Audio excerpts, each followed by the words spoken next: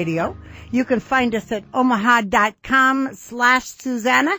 And if you're there, you get to see a picture. This room is full of women who are powerful. This show is all about mothers. And it's whether you're a mother of one or none and a mothering energy. You know, mothering is such an important state.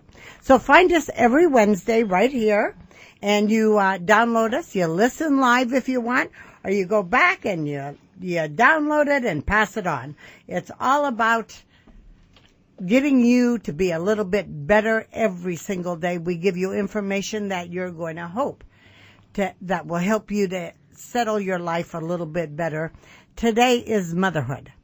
And just between you and me, ladies, motherhood is a whole nother can of worms. I mean, I believe no matter what you read, what you do, that mothering energy is the true healing energy of God. And I think it's the greatest gift we do. And so I'm going to go around the room and we're going to ask you to say your name and why are you in this room. And we're going to start with you because you were first. Hi, my name is Kelly Connolly Lawler, and I am the mother of 3 children that are young and full of energy, and that's why I was invited, I believe, to be on the show today. And how old are they and what sex? I have 3 boys, and they're 3 years apart, 8, 5, and almost 2. Wonderful planning. Yes. Wonderful planning. Kelly? Yes. Okay, next. Hi, I'm Anna Minardo. Anna Minardo. Is that Italian by any chance? That is Italian. Boy, you That look is Italian, honey. Let's just talk Italian. Go ahead. Tell me about you. Well, I've got a wonderful son who is a 14-year-old boy, and I adopted him from Vietnam when he was 4 months old. Marvelous. Vietnam.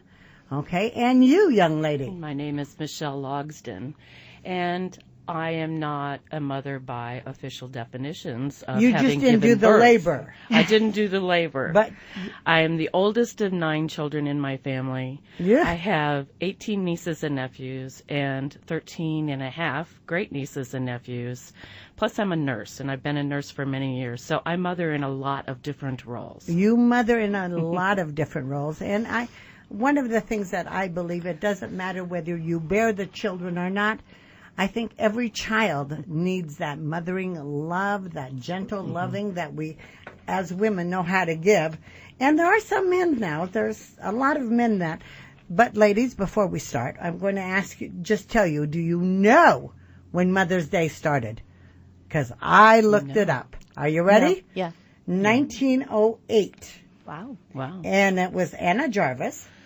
She's from Crafton, West Virginia. And she started Mother's Day because her mother had just passed away. Oh. And her saying is, the mother is the person who has done more for you than anyone in the world. You're always guaranteed of a mother. You're not always guaranteed of a father. That's why we have God. But you're always guaranteed of a mother. And even as we adopt, that is the most loving gift. But I teach that adoption is part of the divine plan. I'm sure you feel that. So we're going to start with you. Say your name one more time for me. Anna. Anna. Tell me what made you, how old were you when you adopted your Vietnamese baby? I'm trying to remember here. He was 4 months old, and I think I was about 43 Wow. when I brought him home. So you took on this at a much later age. So you really are never too old to do this, are you? No, I was no. young. Yeah. I was young. I waited until I was wise. Yeah, well, I can't claim that, so I'm so proud you did. Okay, so what made you choose Vietnam? Well, how did you come about finding a baby? That's a good question. Yeah, I was working with a local adoption agency, a wonderful agency, Adoption Links Worldwide, which in the past few years is no more, but has been absorbed by Lutheran Family Services. And at the time, Adoption Links was doing international adoptions. And I went to an information session to just to make sure that adoption was not for me, because I pretty much thought it was not. I was a single mother. I was single at the time. Still am. I had been married and I was divorced, and I really wanted to be a mom. So I went to this session to sort of disqualify this option. And I left. As I was leaving, I said, okay, where do I sign? Of course I'm going to do this. And Vietnam was one of the countries. And I just remember sitting there, and it came to me, I'm going to adopt a son from Vietnam. My child is going to be a boy, and he will be born in Vietnam. And, of course, Leo was not born for a couple more years, but that feeling just came over me, and Wonderful. a peacefulness. And, Wonderful. Yeah. What was it? I connected with the idea that Vietnam is a country that sadly is divided north and south, and my background, as you said, is Italian, and Italy is a country that is, for better or worse, divided north and south, and I felt a connection with that. Now, how did you bring together the culture? Because the Vietnamese culture is very different than ours. Tell me do you integrate the culture? How do you As handle much as I can, yes, very much. I was able to I went to Vietnam to get him, and so I absorbed as much as I could in terms of pictures, and I bought small crafts that I've given him at different times. I even have some left that he doesn't know yet, that I give him at different birthdays or different milestones. I bought him a beautiful little Vietnamese outfit to wear when he was a baby. Food is so important, and that's very much alive in both our cultures. So I learned how to make some Asian food, and for many years my Asian food came out tasting Italian. But he saw that I was trying, and we're getting a little bit better at that. And we have some Vietnamese friends. We're friends with other families who have adopted from Vietnam. Marvelous. So there's a group that you link with to help you to understand. Yes. Do you think it's harder to adopt someone from another culture, or would you suggest that? I mean, there's so many in there. I think adoption, you have to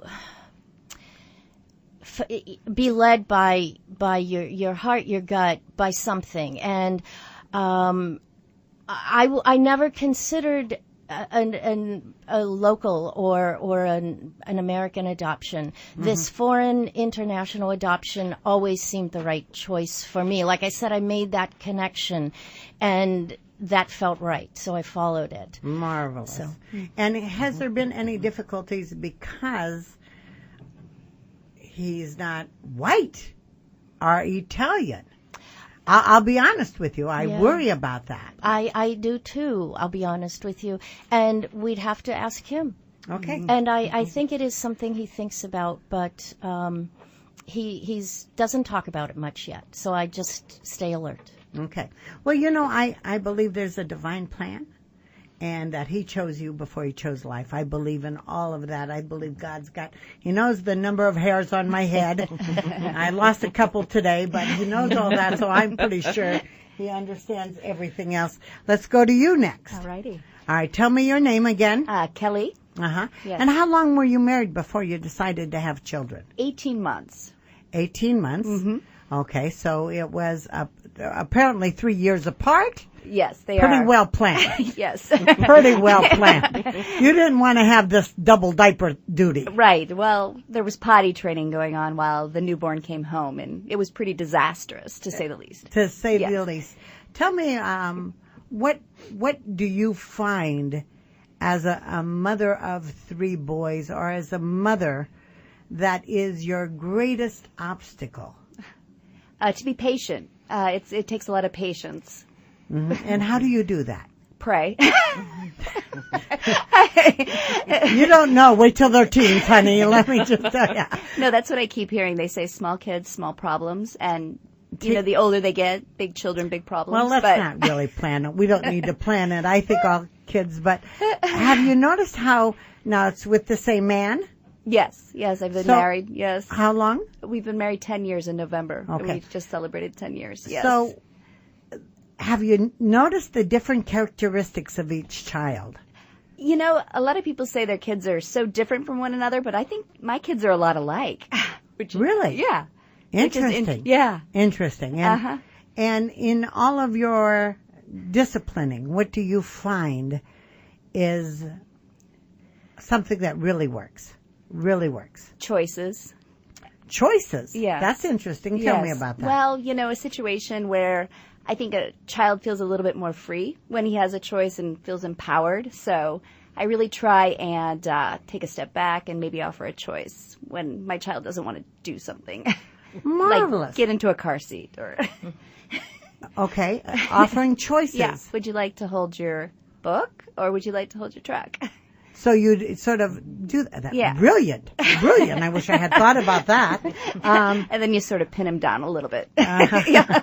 Okay. You know, yeah. Do you find that there is, do you do the corner thing? Do you sit We them have in the timeouts, yeah. I don't spank my children or anything like that. No. No timeout. Just timeout and talking through and talking about the impact, like the choice had, or the decision they made had. Like, you know, you hurt your brother when you hit him, you know, so really to develop that empathy skill and feeling and realize that their behavior and choices do have consequences. So consequences. That's a great word. Great word. Yeah. Consequences. Yeah. And for you, how do you handle disciplining? A lot of the things Kelly's saying, and boy, she's a wise mom. Yeah. Well, we're 14. We're teenager now, and we talk through a lot. And consequences. If it's the consequence might be less time online. That's a big one. Less video game time. Not being able to do something with a friend. So, Marvelous, yeah. marvelous. I love the tracking ability on the phones. I mean, well, that's true. I just love that. You were where? My kids would have been so outed with that. So those are the Jill. Now we come to you. And how long have you been a nurse? I've been a nurse for 37 years. 37 years. And what department do you nurse? I have done, this is the beauty of nursing, is like I've done a lot of different things. I've worked pediatric intensive care, so I carried my love for small children there. I worked on the medical helicopters for a number of years. I did home care for more than 10 years. And I currently work as a nurse manager in a clinic on the base. Okay. So, not that we want to go this area, but in case we ever do go this area, and our children are brought to the hospital, what would you say a good thing for a mother? By the way, the nursing is the most mothering profession I think there is. I mean, God bless nurses. But how would you guide parents who have a sick child or something like that to handle it? A couple different points. You know your child best. Right. And you need to be their advocate no matter what. No matter what those doctors and nurses say, you know them. You know if it's bad. You know if this is outside of their norm. And it behooves you to put your foot down and draw your line in the sand, to mix a bunch of metaphors, and say, no, this isn't normal for my child, and I'm worried about this. Be an advocate. Be aware, but don't kill yourself studying Google links saying, oh, my God, he has brain cancer because he has a headache today. You know? The other thing is in today's age of modern technology, I highly recommend that everybody start a personal file on their computer that has your dates of immunizations, medicines that you're on, allergies, specific doctor visits or surgeries and stuff like that you can print off each doctor's visit and hand to the doctor and save yourself a whole bunch of stuff. Brilliant, brilliant. Out of curiosity, when you see mothers in stress, and you don't get stressful, right? Because you're a nurse. I love that. I love that. Can you teach that to a few of us? But tell me, as you're being with the in the hospital atmosphere,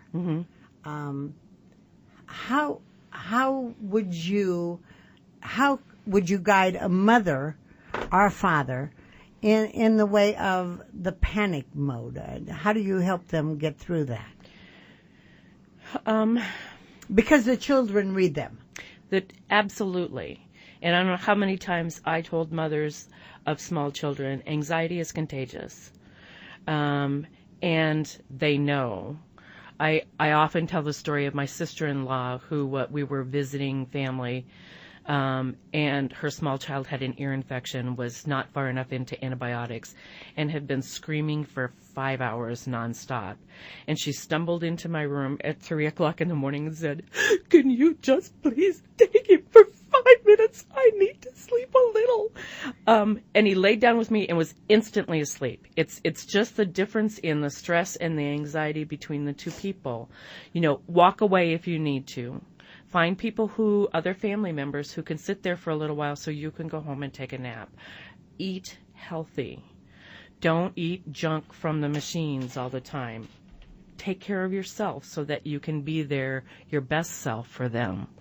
And find somebody that you can talk to, that you can honestly talk to. If that means texting your friend while you're sitting there and saying, "I am so afraid," but don't just bottle it up and carry that out there. The kids sense that. Mm-hmm. Share it. Push it out. The kids sense that. Mm-hmm. Wonderful. And be honest.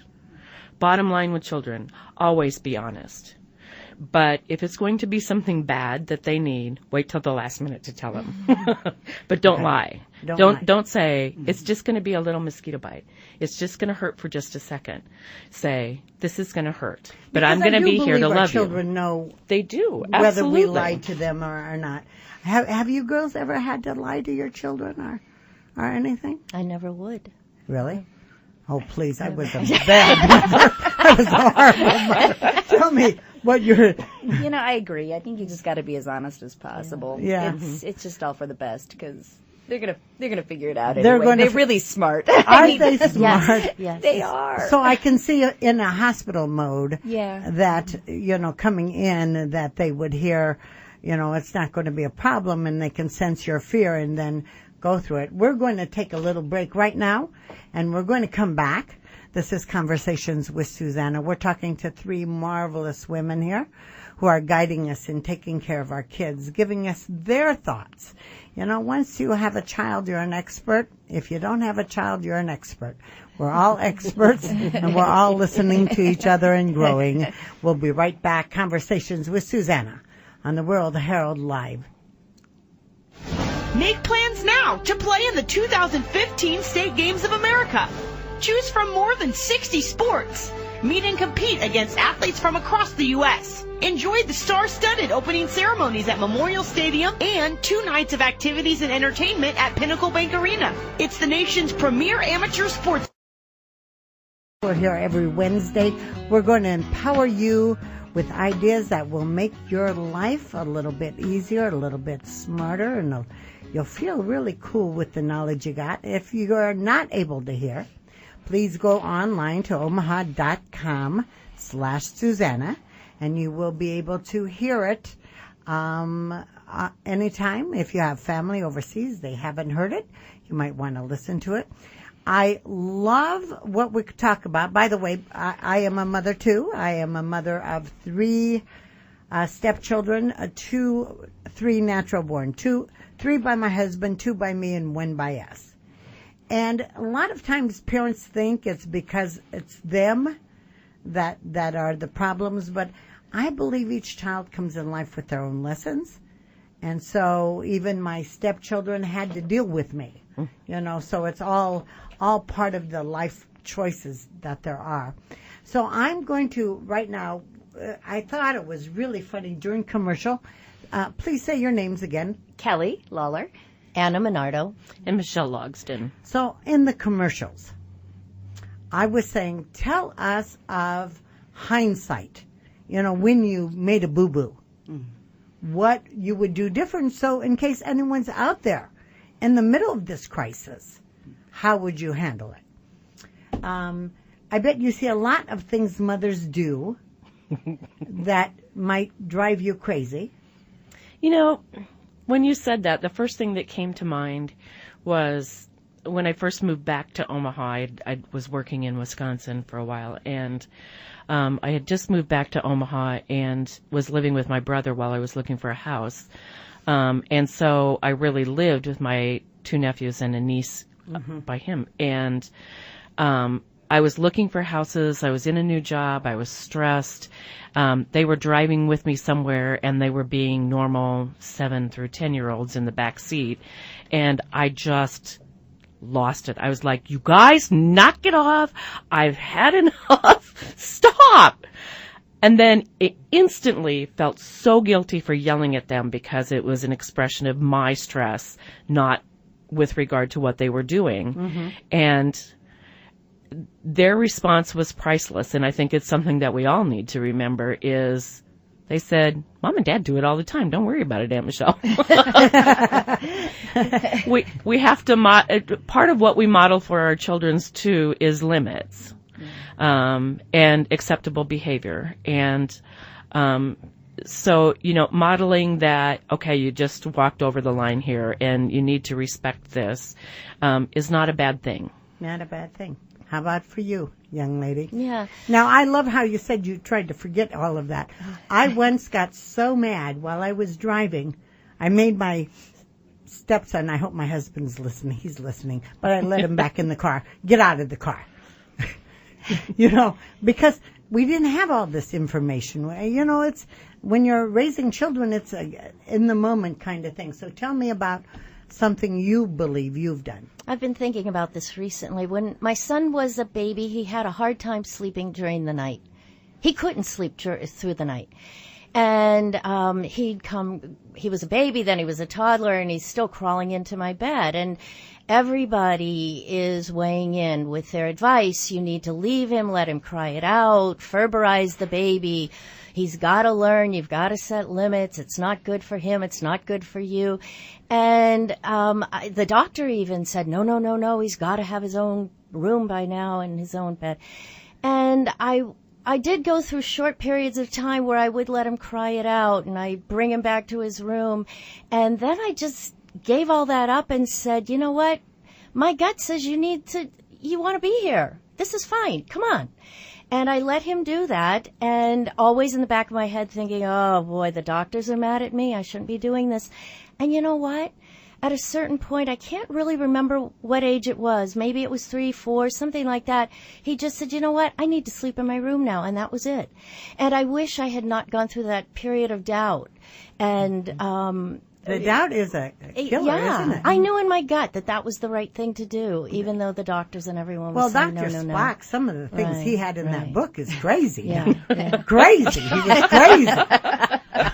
but it was so, okay, that's good. That's great. So trust your gut. Trust your gut. Well, they'll tell us when they need to be with us, and we need to hear them. That's what they need.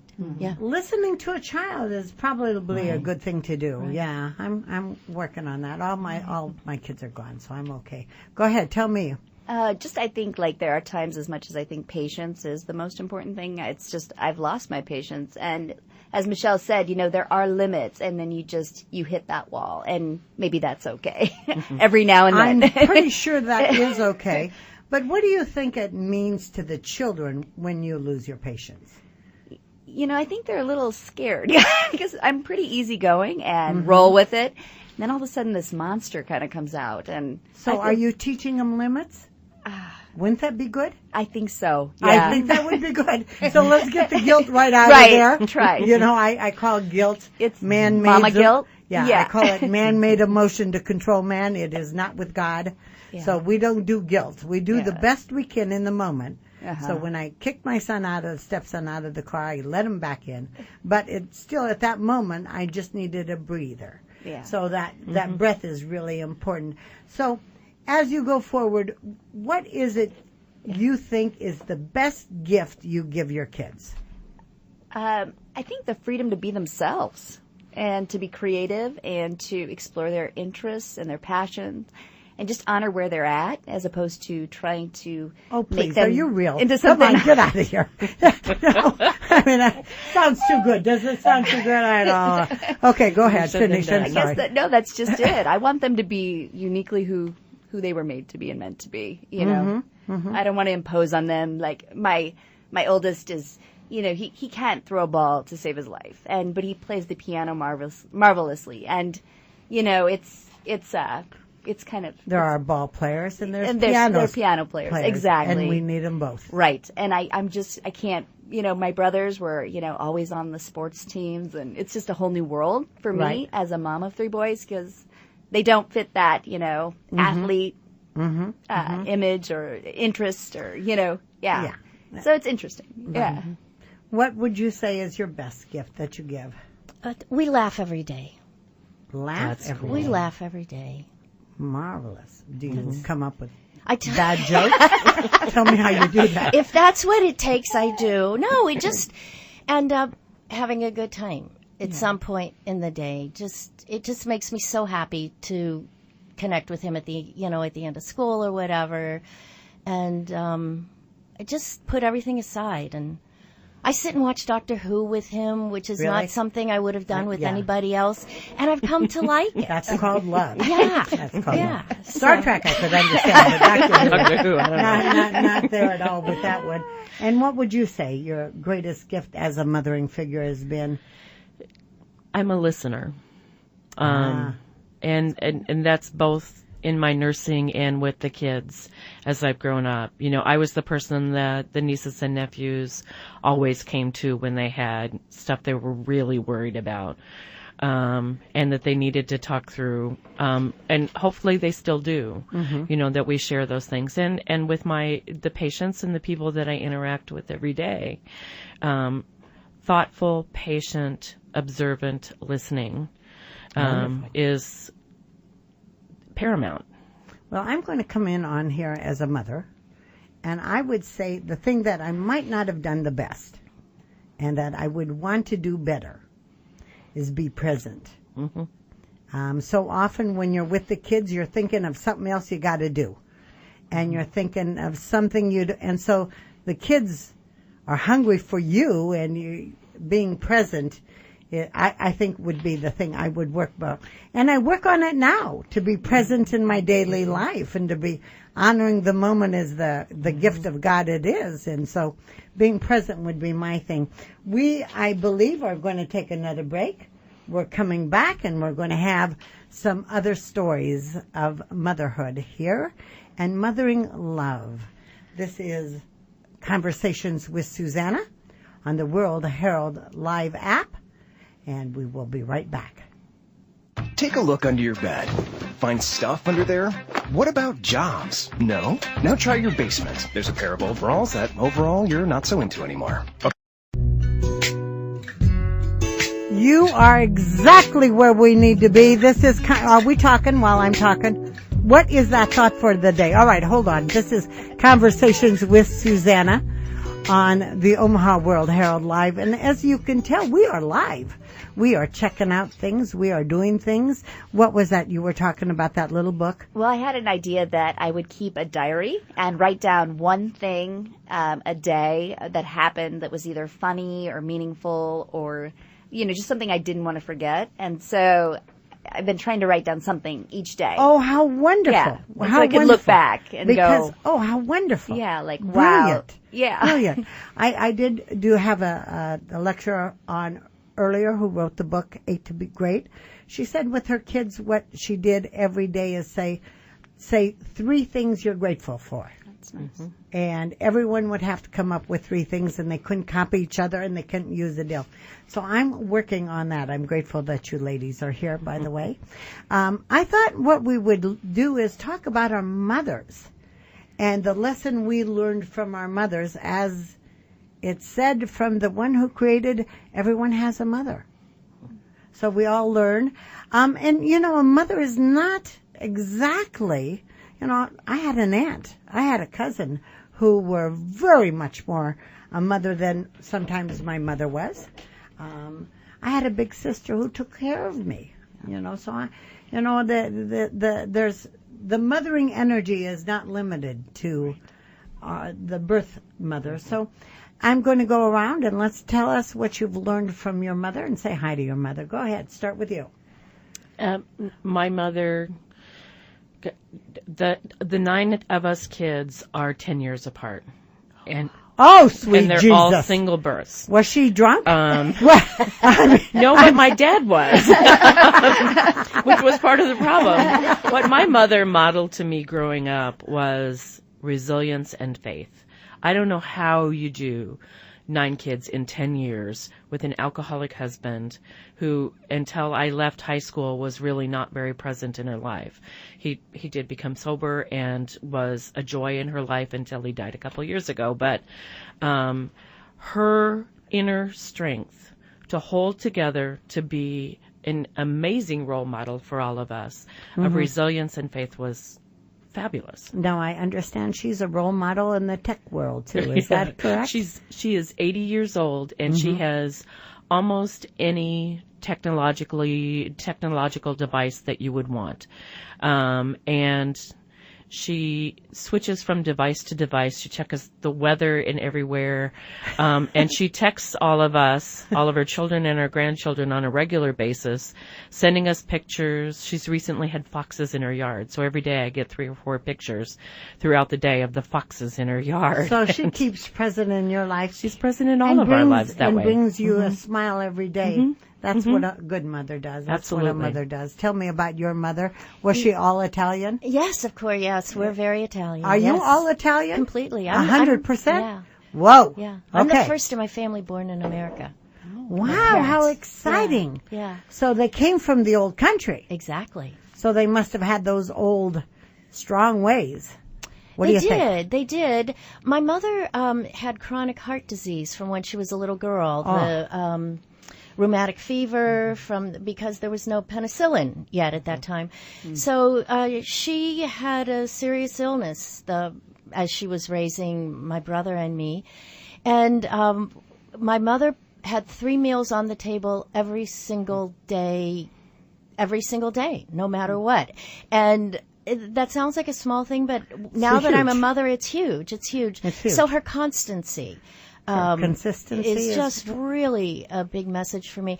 My mom died on Mother's Day weekend 5 years ago. It will be 5 years this Mother's Day. And she was older and not healthy when my son came to us, and she embraced him about 200%. She was an utter presence in his life, and I remember her as elderly and frail as she was, down on the floor playing Transformers, and she learned all the Transformers names. Love, yes. That was love. That's true love. That's mothering love. That, if I've that ever. she really modeled for me. Just enter the kid's life. And Enter be the there. kid's Yeah. life. Do you sit down with him every night and have supper? Yes. Yeah. And who do you sit with when you have supper? My dogs. Which are children. Don't even go there. Don't even go there. And do you sit with your family every night? I do, and I have to say, I'm very blessed. My husband does all the cooking in our marriage. So, Sweet honey, Jesus. I love you. Yes. Yeah. Dave, I'm married to the perfect man. Okay. I'm here to say that. Yes. Yeah. Well, no, mine's going to Perfect top yours, too? yeah. All right. Because mine cleans too. I like that. Yeah, does the laundry. I wouldn't know how to turn on the laundry thing. So tell me what gift your mother taught you. Hard work, Say hi to her, though. Hi, Mom. My mom is Sue Connolly, and she is retiring today. She's been working for 38 years for Allegiant Health, and she's in the laboratory. She's a chemist. Wow. Yeah, she works in the chemistry and hematology. Wow. Yeah, she spends her day looking at blood. How much things have changed, though. It's amazing. Yes, and it's her last day of work, so Mom, thank you for everything you've done for me. You really were a great role model, and hope you're having a good last day at work. And it means a lot to hear thank you from the kids, whether they know how to say it or not. So tell me, what did you learn from your mother besides gratitude? What have else? The ability to keep going, even when things are frustrating or hard, or you just keep on keeping on. Yeah, she's an upbeat person. She doesn't really get down. She always has that look on the bright side of life attitude. So do you feel guilty about getting down? Sometimes, because really life is too blessed, to stress, or as they say, or too blessed to stress. Yeah, I'm too blessed to be stressed. I say that on my a lot of radio stations. But how do you handle yourself when you have meltdowns? Because we all have meltdowns. Right. Okay. And I think, as we said earlier, I think it's really important that the children see we're mortal. We're not, because we set the standard for our children. Okay. So I'm going to take another break in a few seconds, and then we're going to come back and talk about handling the meltdown. Okay. And one other thing we want to ask is, what would you say to yourself as a child about life? Okay. There's a whole psychology thing about the inner child.